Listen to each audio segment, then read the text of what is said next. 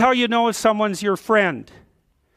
A, you can tell them bad news and they'll listen. They won't tell you why, you're stupid and why that bad thing happened to you and how something worse happened to them once and, derail the whole conversation. You can actually tell them bad news and they'll listen.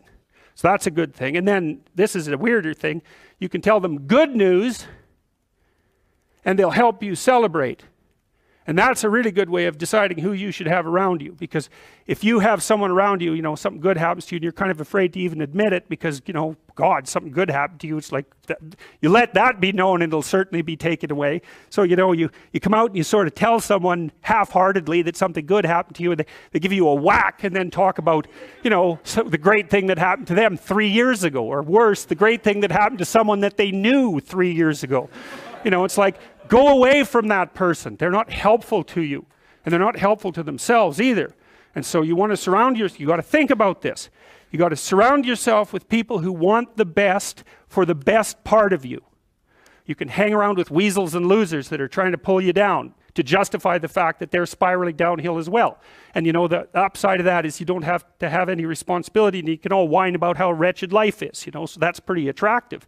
But I would say it's also a bad medium to long-term plan. And so it's acceptable and desirable to try to surround yourself with people who are facilitating your development. And you might say, well, I've got people around, I know them well, they're not doing that well and they don't fit into that category. It's like, what's your point? What are you going to do with them exactly? If they'll listen and cooperate with you and move towards a better future, great. If they don't pay any attention and they keep doing the same damn things over and over and they're not going anywhere and it's painful, then maybe the proper thing to do is say, you just have your misery. I'll go off and have my life. And maybe you'll wake up at some point in the future and think that's a better way of being. Because just putting up with it is, well, they call that enabling, right? The first thing you have to understand with regards to trying to come to terms with the conception of the shadow is to understand the idea of persona. And persona is the you that you present when you want people to accept and like you. Often like. Let's say that you go to a party and you're trying to impress the people that are there and you're trying to get them to like you. And so you maybe get jabbed at a little bit and you laugh and you go along with everyone so that they like you, and then you go home and you're bitterly resentful about the way that you were put down at this party. And that's going to make all sorts of aggressive, I wish I could have said, it's going to make all sorts of aggressive and vengeful thoughts sort of flash through your imagination. Well, the first part of the problem is that you were too much persona, right? You sacrificed yourself in some sense at the party so that people would like you. And in the second part, you're refusing to admit to the existence of those elements of you that would have actually protected you from doing that. So let's say you go home and you're all bitter and resentful and you have fantasies of revenge. I mean, that reveals to you the shadow part of you that's aggressive. And the thing is, you actually need that, because if you would have integrated that more successfully into your personality, when you went to the party, you wouldn't have had to let people put you down to get them to like you. Instead of having a face like this, which says, I'll take anything that's coming my way, you have a face and a stance that's more determined and assertive. And if you manifest that properly, people aren't going to mess with you to begin with. But, you may have already adopted a morality that says, well, I have to be likable and I shouldn't do anything that causes any conflict and I shouldn't ever, hurt anybody's feelings. And so you're just to present yourself as a punching bag and you think that that makes you a good person, but it doesn't. And there's no integration of the shadow in that situation. People have at least one significant weakness in their intelligence personality makeup, and you got to be careful not to place yourself in a position where that's going to be a fatal flaw. But what you really want to do, as far as I can tell, if you want to maximize your chances for both success and let's say well-being, is you want to find a strata of occupation in which you would have an intelligence that would put you in the upper quartile. That's perfect. Then you're a big fish in a small pond. And you don't want to be the stupidest guy in the room. It's a bloody rough place to be. And you probably don't want to be the smartest guy in the room either, because what that probably means is you should be in a different room. right? You should look at a place where if you're right at the top, you've mastered it. It's time to go somewhere where you're a little lower so that you've got something to climb up for. So, and if you're not hyper conscientious, for example, you're probably not going to want a job that you have to work 70 hours a week at, because you're just not wired up that way. You'd rather have some leisure, and like, more power to you. If that's how you're wired up, there's nothing wrong with having some leisure. But if you're someone who can't stand sitting around doing nothing ever, then maybe you can go into a job that's going to require you to work 75 hours a week. And almost all jobs that are at the top of complex dominance hierarchies require very high intelligence and insane levels of conscientiousness, as well, generally speaking, as pretty damn high levels of stress tolerance, you know, because that can knock you out too, because there's going to be sharp fluctuations in your career, generally speaking, at the higher levels of a structure, and you have to make very complicated decisions, often with very short time horizons. So you have to decide if that's what you want, because there's a sacrificial element in maturation, right? You have to sacrifice the pluripotentiality of childhood for the actuality of a frame. And the question is, well, why would you do that? Well, one reason is it happens to you whether you do it or not. You can either choose your damn limitation, or you can let it take you unaware when you're 30, or even worse, when you're 40. And then that is not a happy day. And I see people like this, and I think it's more and more common in our culture, because people can put off maturity without suffering an immediate penalty. But all that happens is the penalty accrues. And then when it finally hits, it just wallops you, because when you're 25, you can be an idiot. It's no problem. Even when you're out in a job search, it's like, well, you don't have any experience and you're kind of clueless. It's, yeah, you're young, you know, it's no problem. That's what young people are like, but they're full of potential. Okay, well, now you're the same person at 30. It's like people aren't so thrilled about you at that point. It's like, what the hell have you been doing for the last 10 years? Well, I'm just as clueless as I was when I was 22. It's, yeah, but you're not 22. You're an old infant, right? And that's an ugly thing, an old infant. So part of the reason you choose your damn sacrifice, because the sacrifice is inevitable, but at least you get to choose it. And then there's something that's even more complex than that in some sense, is that the problem with being a child is that all you are is potential, and it's really low resolution. You could be anything, but you're not anything.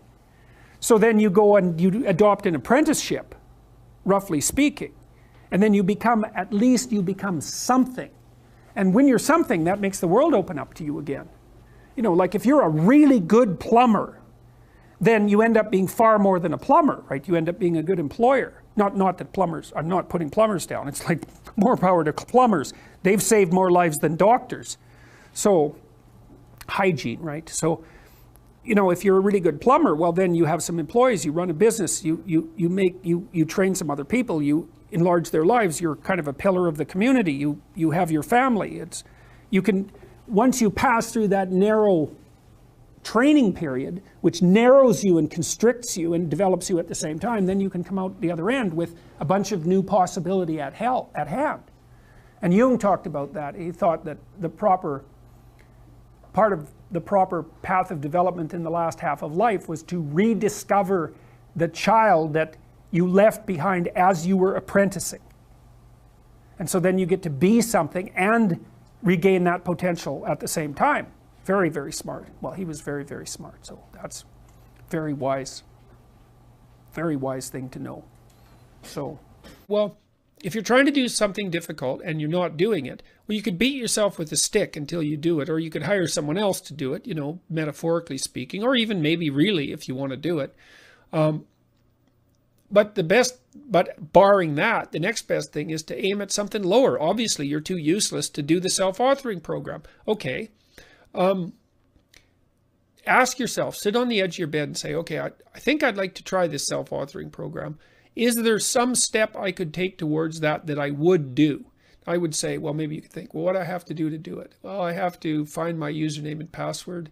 Then I have to open the web. No, I have to turn on my computer. I have to look in my email. I have to find my username and password.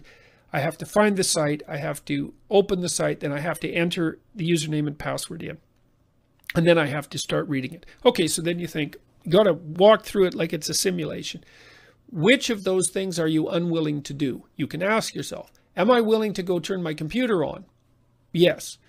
Am I willing to open my email? Yes. Am I willing to search through my email for the username and password? Well, I'm a bit worried about that because I bought it a year ago. I'm not sure I'm going to be able to find the username and password.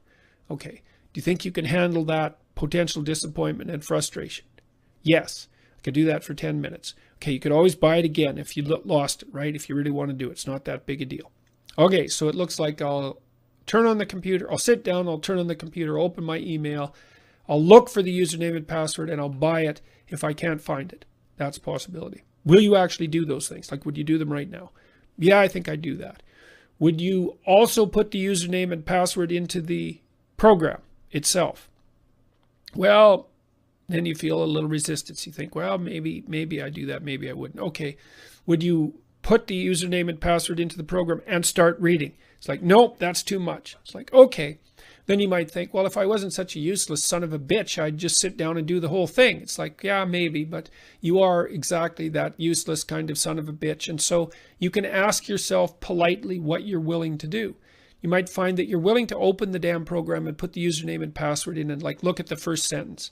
And that's a big accomplishment. It's like you could take yourself out for dinner for managing that. And I'm not being cynical. It's like, way to be, you opened it. That means you have to get over your anticipatory anxiety. Like, that's a big deal. Maybe that's enough for the day. If you find that you're not doing something that you know you should be doing, ask yourself, like seriously, like you would ask someone else, like you'd ask someone you care about, like you'd ask someone you listen to, what it is that you're willing to do. You won't clean up your room. Okay. Will you clean up your closet? No.